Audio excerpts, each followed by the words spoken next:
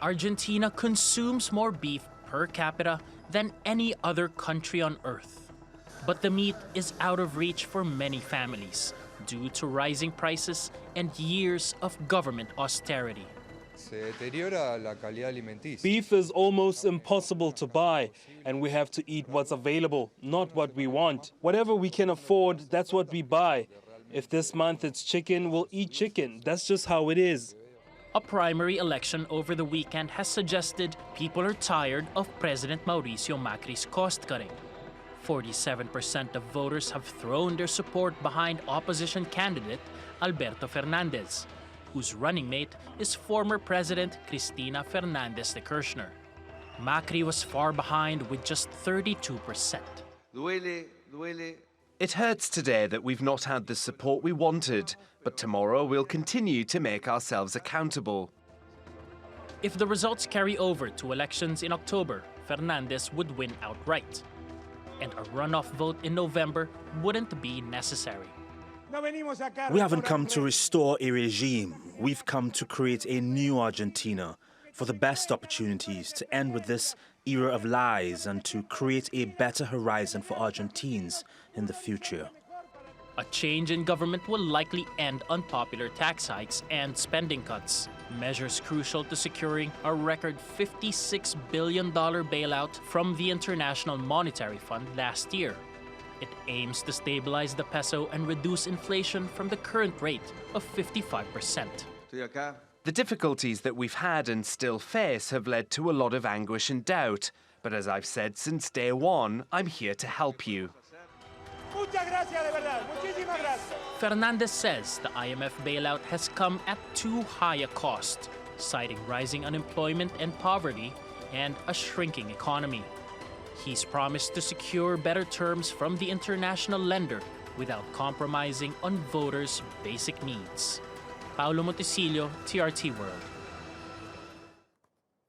Well, let's get more on Argentina's market turmoil now with Remi Piet in Miami, Florida.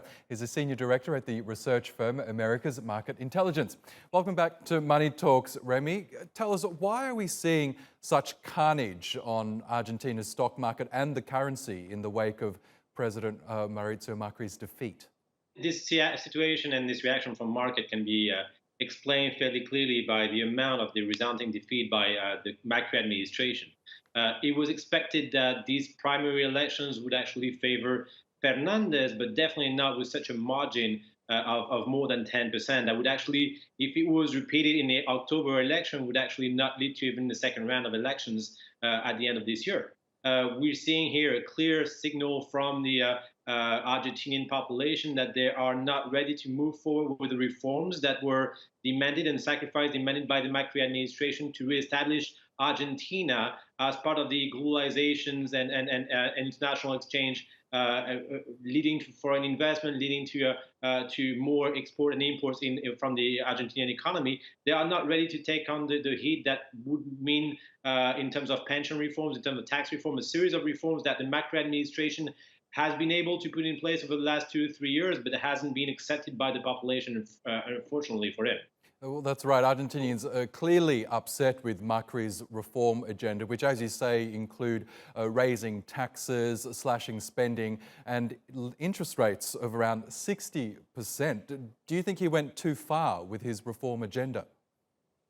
Well, it's hard to say it went too far. Those are reforms that were needed by Argentina. One has to recall what was Argentina under the Kirchner and Fernandez de Kirchner administration before Macri. I mean, it's a country that decided to cut itself from international exchange. There were a series of barriers hampering the development of the economy. There were a tax system that was not favoring growth of the economy. And so what we're seeing here is that an Argentinian population that has potentially a lack of memory of what it meant to be under the Kirchner administration, not ready. And when you're looking at whether or not Macri went too far, he actually, when he moved into office, he decided to put in place these reforms on a very steady but not too harsh rhythm to actually allow the Argentinian population and society to move forward with this platform. Unfortunately for Kirchner, what happened is, the tightening of the U.S. Monetary policy,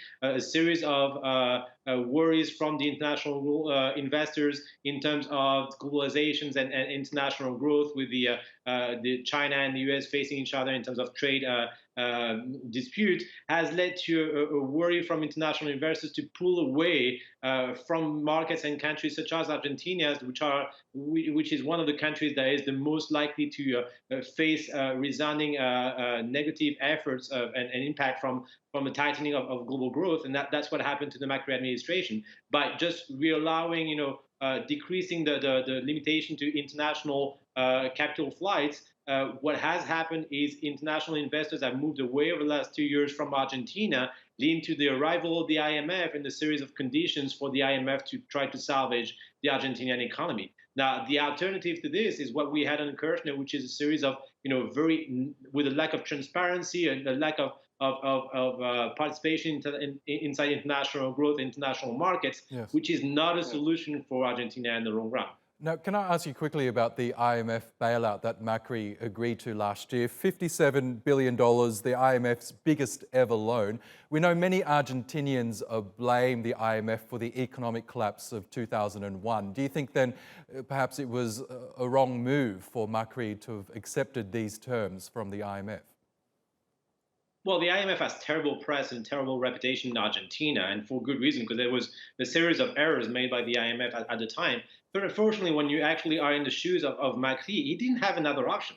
There's a very limited capacity of capital in Argentina, especially for when you look at the needs for investment in infrastructure, the need of investment in energy, in mining, which opportunities do exist in Argentina. They are dependent on international investments to actually allow the Argentine economy to grow. So they had to call for the IMF to salvage the situation and try to limit, at the time, the high inflation, decrease of the value of the peso, which has started to bear fruit, but unfortunately, potentially for Macri, too late for him to show the effort and progress made by the country ahead of the elections. Okay, Remi Piet, we'll have to leave it there, but thank you for your analysis as always.